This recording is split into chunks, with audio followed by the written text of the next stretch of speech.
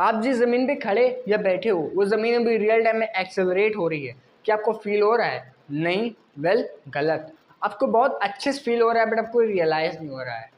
Imagine करो आप बहुत ही ऊंची बिल्डिंग पे खड़े होकर अपना मोबाइल फ़ोन यूज़ कर रहे हो और अचानक से आपके हाथों से मोबाइल फ़ोन छूट जाए और अचानक से आपका मोबाइल फ़ोन नीचे गिरने लगे तो क्या होगा?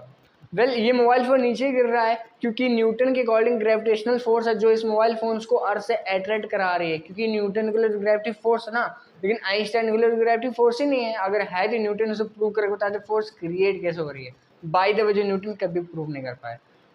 ये मोबाइल फोन जब नीचे गिर रहा था तो उसमें एडवांस सेंसर लगा था जिसको कहते हैं एक्सेलेरोमीटर। एक्सेलरोमीटर में जो एक्सेलरेशन दिखा रहा है उसकी रीडिंग दिखा रही है, पता है क्या है? ज़ीरो। हाँ, आपने बिल्कुल सही सुना, ज़ीरो। यानी कि उसमें कोई भी फोर्स काम नहीं कर रहा है, बिल्कुल कोई भी एक्सेलरेशन नहीं है। इसका मतलब ये हुआ कि जो मोबाइल फ़ोन है वो इनर्शिया में है, राइट? इनर्शिया को हम लोगों ने बहुत बार पढ़ा है और बहुत बार उसके बारे में सुना है। चलो भाई फिर भी रिवीजन कर लेते हैं इनर्शिया क्या होती है। इनर्शिया एक ऑब्जेक्ट की टेंडेंसी होती है। इनर्शिया वो चीज़ होती है जो बिना एक्सटर्नल फोर्स के किसी ऑब्जेक्ट की टेंडेंसी को बनाए रखती है। मैं एक बॉल टेबल पर रख देता हूँ तो न्यूटन कहेंगे कि ये बॉल इनर्शिया में है, यानी कि इस पर कोई भी फोर्स नहीं लग रहा है। लेकिन आइंस्टाइन के मुताबिक ये इनर्शिया में है ही नहीं, बल्कि इस पर कोई फोर्स लग रहा है, बल्कि इनर्शिया में तब आ जाएगी जब इसको हवा में फेंकेंगे। ये आइंस्टाइन का कहना था और न्यूटन ने कहा था कि ये इनर्शिया में है क्योंकि इस पर कोई फोर्स नहीं लग रहा है। आखिर में सच्चाई क्या है? आखिर में रियल ग्रेविटी और फेक ग्रेविटी में क्या डिफरेंस है? और आखिर में क्या होती है रियल ग्रेविटी जो न्यूटन और आइंस्टाइन हमसे बताने की कोशिश कर रहे थे, लेकिन हम लोग आज तक समझ नहीं पाए, साइंटिस्ट आज तक समझ नहीं पाए। तो इस वीडियो में हम लोग पूरे ग्रेविटी को डिकोड करने वाले हैं। इस वीडियो को बिना स्किप किए पूरा लास्ट देखिएगा, क्योंकि लास्ट में आपको ऐसी कुछ बातें पता चलने वाली हैं जो आपके नॉलेज को बहुत ऊपर तक बढ़ा देंगी। और आप भले ही स्कूल के स्टूडेंट हो या कोई साइंस लवर हो, आपके लिए वीडियो बहुत ज़्यादा इंपॉर्टेंट है। इस वीडियो को बिना स्किप किए लास्ट तक देखिए। अगर न्यूटन से पूछा जाए कि अगर सूरज को गायब कर दिया जाए तो हम लोगों को कब पता चलेगा, यानी कि हम लोगों को कितनी देर में पता चलेगा? न्यूटन कहेंगे तुरंत, यानी कि इंस्टेंटेनियस। लेकिन आइंस्टाइन ने कहा कि भैया आप यहीं गलत हो। न्यूटन से सीधे कह दिया आप यहीं पे गलत हो, क्योंकि कोई भी ऑब्जेक्ट या कोई भी इन्फॉर्मेशन लाइट की स्पीड से ज़्यादा स्पीड से ट्रेवल कर ही नहीं सकती है। और आपने बोल दिया कि इन्फॉर्मेशन यानी कि तुरंत बता देगी, यानी कि लाइट की स्पीड को भी पार कर जाएगी, ऐसा कभी नहीं होने वाला है। सूरज से धरती तक लाइट को आने में 8 मिनट 20 सेकंड लगते हैं, और इसीलिए जब सूरज गायब हो जाएगा तब हमको 8 मिनट 20 सेकंड बाद पता चलेगा कि सूरज गायब हो गया। और इसीलिए जो न्यूटन की ग्रेविटी का कोई कॉन्सेप्ट था वो यहीं पे फेल हो जाता और न्यूटन ने यहीं पे हार मान ली थी। लेकिन आइंस्टाइन ने यहीं से नई थ्योरी दे दी थी और यहीं से स्टार्ट हो गई एक रियल ग्रेविटी का नया फॉर्म। आइंस्टाइन के लिए एक्सेलरेशन क्या है? आखिर में एक्सेलरेशन की डिफिनेशन क्या है आइंस्टाइन के लिए? आइंस्टाइन के लिए acceleration is nothing but deviation from A free fall. मैं आपसे सवाल पूछूं कि अगर मैं एक बॉल को ऊपर उछालूं तो ये जब ऊपर जाती है तब इस पर कौन सा फोर्स लग रहा होता है, और जब ये वहां पर जाके स्टेबल हो जाती है तब कौन सा फोर्स लग रहा होता है, जब ये नीचे आने लगती है तब कौन सा फोर्स लग रहा होता है? इस वीडियो को पॉज करके इसका आंसर मुझे कमेंट में जरूर बताइए। अगर आपने कमेंट में ये लिखा है कि जो बॉल ऊपर जा रही होती है उसमें अपवर्ड डायरेक्शन का फोर्स लग रहा होता है, जब ये वहां पे स्टेबल हो जाती है जाके तब यानी कि डाउनवर्ड फोर्स लग रहा होता है, और जब ये नीचे आने लगती है तो फिर से इसमें डाउनवर्ड फोर्स ही लग रहा होता है। अगर आपका आंसर ये है तो कॉन्ग्रेचुलेशंस, आपका आंसर गलत है। क्योंकि तीनों ही मोशन यानी कि तीनों ही ऑब्जेक्ट यानी कि एक ही बॉल है, लेकिन तीनों ही पर्सपेक्टिव से इस पे एक ही फोर्स लग रहा है जो कि डाउनवर्ड का है। जब ये बॉल ऊपर जा रही होती है तब भी डाउनवर्ड का ही फोर्स लग रहा होता है, जब स्टेबल हो जाती है तब भी डाउनवर्ड का फोर्स लग रहा होता है, जब ये वापस नीचे गिरने लगती है तब भी इसमें डाउनवर्ड का ही फोर्स लग रहा होता है। चलो एक और लाइव एग्जाम्पल की वजह से इसको समझते हैं आखिर में एक्सेलरेशन क्या होता है और ग्रेविटी क्या होती है। आप सुबह जल्दी उठकर अपना वेट काउंट करने की कोशिश करते हो एक वेट मशीन पे खड़े होकर, और उसमें आपका वेट आता है 65 kg। वहीं पर इमेजिन करो, अगर पहले वाले एग्जांपल में वापस आए कि आपने मोबाइल फ़ोन की जगह अगर आप खुद अब नीचे गिर रहे हो और आपके पैरों के नीचे अचानक से वही वेट मशीन आ जाए और आपके पैर उस पर स्टेबल हो जाए, तो आखिर में आपको पता है कि उसमें रीडिंग क्या आएगी, उसमें आपका वेट कितना आएगा? ज़ीरो। हाँ, आपने बिल्कुल सही सुना, ज़ीरो। क्योंकि आप इनर्शिया में हैं, यानी कि आप नीचे गिर ही नहीं रहे हैं। जो आपकी वेट मशीन है वो भी नीचे नहीं गिर रही, आप इनर्शिया में हैं, बल्कि अर्थ एक्सेलरेट कर रही है, आइंस्टाइन का कहना है। और इसीलिए आइंस्टाइन ने बोला था कि अगर ग्रेविटी क्रिएट हो रही तो न्यूटन उसको प्रूव करके बता, कि न्यूटन प्रूव नहीं कर पाया। अब इमेजिन करो कि आप एक कार चला रहे हो और अचानक से आपने उस कार को मोड़ दिया, तो आपकी जो बॉडी होगी वो खिड़की की ओर आने की कोशिश करेगी, यानी कि बाहर ढकेली जाएगी। लेकिन क्या कोई ग्रेविटेशनल फोर्स बाहर है कार के जो कि आपको वो ग्रेविटेशनल फोर्स अपने ओर अट्रैक्ट कर रहा है? ऐसा बिल्कुल भी नहीं है, ऐसा कुछ नहीं है। तो आखिर में आप बाहर क्यों जा रहे हो? वेल इसका सीधा आंसर ये है कि आप एक्सेलरेट कर रहे हो कार से और आप भी इनर्शिया में हो, यानी कि आप इनर्शिया में हो, कार एक्सेलरेट कर रही है और जैसे ही कार मुड़ती है तो आपका रेफरेंस मोड़ने की कोशिश करता है, यानी कि आपकी बॉडी स्ट्रेट जाने की कोशिश करती है, लेकिन क्योंकि कार मुड़ चुकी है इसलिए आपकी बॉडी का फ्रेम आपकी बॉडी के रेफरेंस में मुड़ना चाहता है और इसलिए वो मुड़ जाता है और इसीलिए स्ट्रेट में जाने की कोशिश करता है, इसलिए आपको धक्का लगता है। इसको हम लोग सेंट्रीफ्यूगल फोर्स कहते हैं और उसको हम लोग स्यूडो फोर्स भी कहते हैं। वेल अब यहाँ पे इतना दिमाग घुमाओ कॉन्सेप्ट पे आते हैं जो कि ब्लैक होल तक को जन्म दे सकता है। आखिर में आइंस्टाइन ने ये बोला कि रियल ग्रेविटी क्या होती है। आइंस्टाइन ने कहा कि स्पेस टाइम एक फैब्रिक है, यानी कपड़े की तरह है, और अगर उस पर कोई मैसिव ऑब्जेक्ट रख दिया जाए जो कि एक उसके आसपास कर्वेचर क्रिएट कर दे, यानी कि एक भारी गड्ढा क्रिएट कर दे, तो उसमें कोई भी ऑब्जेक्ट जब उसके आसपास आएगा और वो उस ऑब्जेक्ट की सेंटर की ओर बेंड होने की कोशिश करेगा, वहाँ पे आने की कोशिश करेगा। वेल चलो एक एग्जाम्पल की मदद से समझते हैं। इमेजिन करो ये अर्थ है और इसके around space time.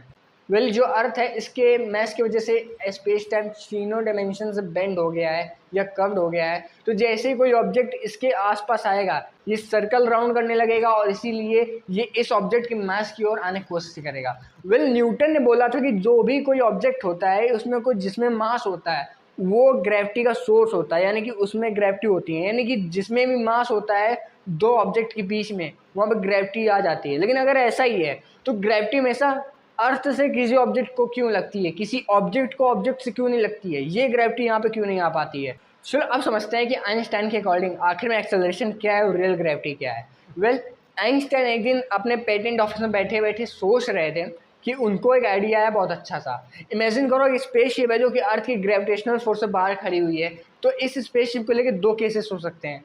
Case one, या तो स्पेसशिप एक्सेलरेट कर रहा है यानी कि उस पर कोई फोर्स है, और केस टू, या तो वो केवल फ्लोट हो रहा है यानी कि उस पर कोई भी फोर्स नहीं है। केस वन, वो केवल फ्लोट हो रहा है उसमें कोई भी फोर्स नहीं है और उस ऑब्जेक्ट के अंदर आप है, तो आपके जो पैर हैं आपका जो वजन है आप अपने आप को खुद को वेटलेस फील करोगे और आपको अपना वेट ऐसा लगेगा जैसे आप कुछ हो ही नहीं और आप हवा में उड़ रहोगे। Right, agree? Well case two में वही इमेजिन करो कि आप उस ऑब्जेक्ट के अंदर हो और 9.8 मीटर पर सेकंड स्क्वायर से वो स्पेसशिप यानी कि ऑब्जेक्ट एक्सेलरेट कर रहा है। स्पेस क्राफ्ट की ज़मीन आपके पैरों के नीचे आ जाएगी, आपका ओरिएंटेशन चेंज हो जाएगा और आपको अपना वेट फिर से फील होने लगेगा। आपको सेम वही वेट फील होगा जो आपको अर्थ पे फील होता है, यानी कि सेम वही ग्रेविटी फील होगी जो कि आपको अर्थ पे फील होती है। तो क्या इसका मतलब ये हुआ कि जो ग्रेविटी अर्थ पे होती है वो स्पेस टाइम में यानी कि स्पेस क्राफ्ट में भी क्रिएट हो रही है? बिल्कुल भी नहीं, बल्कि ये पूरा गेम एक्सेलरेशन की है। बल्कि एक्सेलरेशन वो फोर्स होती है जो हमको ग्रेविटी जैसा फोर्स को एक पहचान देती है, यानी कि एक उसको फॉर्म देती है, यानी कि एक्सेलरेशन हमको ग्रेविटी जैसा फील क्रिएट करती है।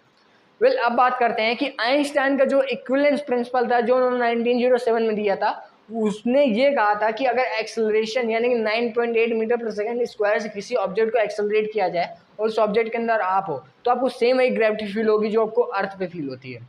वेल लेकिन आइंस्टाइन का जो प्रिंसिपल था ये भी इतना सटीक नहीं था जो कि इन्होंने कर्वेचर वाला दिया था, क्योंकि कोई भी ऑब्जेक्ट स्पेस टाइम फैब्रिक कैसे हो सकता है? अगर मान लो कोई ऑब्जेक्ट स्पेस टाइम फैब्रिक है भी तो उस स्पेस टाइम फैब्रिक के ऊपर क्या है उसके नीचे क्या है? कुछ भी नहीं, तो कैसे? वेल यहाँ पे एक नया कॉन्सेप्ट आता है जो कि बहुत ही अच्छा होता है। वेल आइंस्टाइन भी गलत नहीं थे लेकिन उनका जो कॉन्सेप्ट था वो थोड़ा अलग तरीके से। इमेजिन करो ये अर्थ है और इसके अराउंड एक कर्व्ड पाथ है जो कि ग्रेविटेशनल फोर्स है, यानी कि जैसे ग्रेविटेशनल फील्ड के अंदर कोई ऑब्जेक्ट आएगा तो उसके पैथ का डायरेक्शन चेंज हो जाएगा। वेल ये भी सवाल उठता है कि अगर हर दिशा से एक ही समय पे अर्थ एक्सलेट कर रही है तो फट क्यों नहीं आती पृथ्वी? आखिर में इतने एक ही समय पे इतने सारे जगहों से एक्सलेट कैसे कर सकती है? वेल यहीं पे बहुत ही इंटरेस्टिंग कॉन्सेप्ट आता है कर्वेचर का। वेल ये जो अर्थ है ये अपने मैस की वजह से यानी कि अपने कर्वेचर की वजह से खुद में ही कोलैब होने की कोशिश कर रही है, खुद को ही कंप्रेस कर रही है। लेकिन जो मास क्रिएट हो रहा है, जो ऑब्जेक्ट उस मास को क्रिएट कर रहा है उसके बीच में इलेक्ट्रोमैग्नेटिक रिपल्सन का फोर्स है जो कि उस कंप्रेशन को रेजिस्ट कर रहा है। और यही सेम चीज़ हमारे पहले एग्जाम्पल में भी होती है, जब फ़ोन नीचे गिर रहा होता है या फिर आप नीचे गिर रहे होते हो तो जो एयर होती है यानी कि हवा होती है वो आपकी स्पीड को रेड्यूस यानी कि रेजिस्ट करने की कोशिश करती है।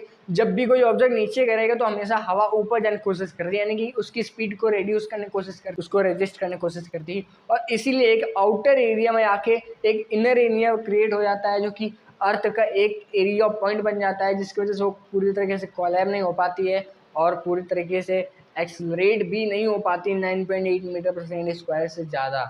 यही सेम होता है हमारे ब्लैक होल के साथ। ब्लैक होल आखिर में होता क्या है? ब्लैक होल वही ऑब्जेक्ट होता है, कोई एक ऐसा स्टार होता है जिसके पास इतनी एक्सट्रीम ग्रेविटी होती है जिसकी वजह से उसका इलेक्ट्रोमैग्नेटिक रिपल्सन का फोर्स काम नहीं कर पाता है, वो खुद में एक कोलैब हो जाता है, खुद में एक कंप्रेस हो जाता है और जिसकी वजह से एक होल क्रिएट कर लेता है। तो मोरल ऑफ द स्टोरी ये है कि जो रियल ग्रेविटी होती है वो हमको स्कूल में कभी नहीं पढ़ाई जाती है, जहाँ तक डिग्री कॉलेज में भी कभी नहीं पढ़ाई जाती है। जो फेक ग्रेविटी होती है जिसका यूज़ करके हम अपने अपोलो मिशन कंप्लीट कर सकते हैं, सक्सेसफुल कर सकते हैं, अपने एग्जाम में मार्क्स अच्छे ला सकते हैं, ये फेक ग्रेविटी के भी कॉन्सेप्ट हैं। लेकिन रियल ग्रेविटी वो होती है जो आपको बहुत सारे ऐसी थ्योरीज यानी कि ऐसी बहुत सारी थ्योरीज और बहुत सारे कॉन्सेप्ट है जिनके आज तक प्रॉब्लम सॉल्व नहीं हुए हैं, जिसका कारण ही ग्रेविटी रही है, क्योंकि ग्रेविटी को फंडामेंटल फोर्स कहा गया है। लेकिन क्या ये सच है? बिल्कुल नहीं, क्योंकि स्ट्रॉन्ग न्यूक्लियर फोर्स और वीक न्यूक्लियर फोर्स और इलेक्ट्रोमैग्नेटिक फोर्स से मिलकर एक स्टेट ऑब्जेक्ट बनता है, यानी कि एक सॉलिड ऑब्जेक्ट बनता है। जब वो सॉलिड ऑब्जेक्ट बनता है तब उसमें मैस आता है, और जब उसमें मैस आता है तब एक ग्रेविटी क्रिएट होती है। तो ग्रेविटी को आखिर में फंडामेंटल फोर्स कैसे कहा जा सकता है? ये पूरी कहानी गलत हो गई। इसलिए असली जो ग्रेविटी होती है वो कर्वेचर की वजह से होती है, जो अर्थ के कंप्रेस होने की वजह से क्रिएट हो रही है। और इसीलिए अगर आपको वीडियो में कुछ भी नॉलेज सीखने को मिली हो, कुछ भी नॉलेज मिली हो, कुछ भी नॉलेजेबल लगा हो, वीडियो में आपको नया सीखने को मिला हो, तो वीडियो को लाइक जरूर कर देना। और अगर आप चैनल पर नए हो तो चैनल को सब्सक्राइब जरूर कर देना। इस वीडियो को जितना ज़्यादा हो सके उसको शेयर कर दो अपने दोस्तों के साथ। आप मुझे बताइए कमेंट में आपको अगला वीडियो किस टॉपिक पे चाहिए, मैं उस पर बना दूंगा। तो चलिए मिलते हैं नेक्स्ट वीडियो में। जय हिंद।